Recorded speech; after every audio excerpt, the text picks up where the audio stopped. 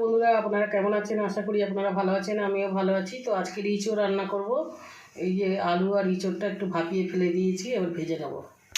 তেলের মধ্যে দিয়ে দিলাম ইঁচড়টা, ভেজে নেবো ভালো করে। একটু হলুদ দিয়ে দেবো, নুন দিয়ে দেবো,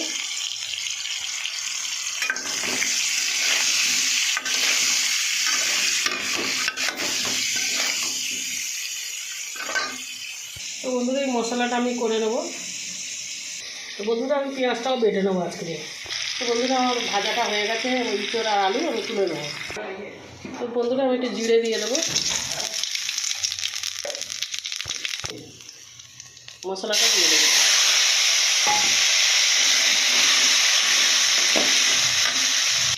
তো বন্ধুরা মশলাটা ভাজা হয়ে গেছে, এবার আমি টমেটো আর লঙ্কার গুঁড়ো হলুদ গুঁড়োটা দিয়ে দেবো।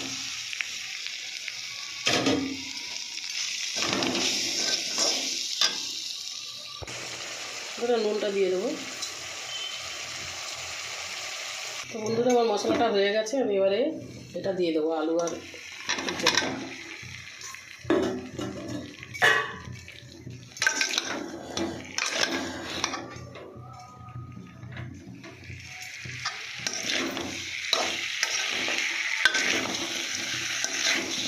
ভালো করে কষিয়ে নেবো, নিয়ে তারপর জল দেবো।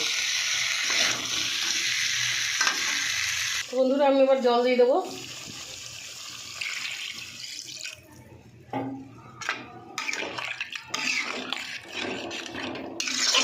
একটু গ্রেভি টাইপের বানাবো। তো বন্ধুরা একটু গরম মশলা দিয়ে দেবো।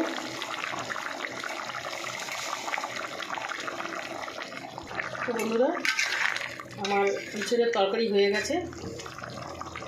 আপনাদের যদি ভালো লাগে আপনারা লাইক শেয়ার কমেন্ট করে দেবেন, আর বন্ধুরা সাবস্ক্রাইব করে দেবেন।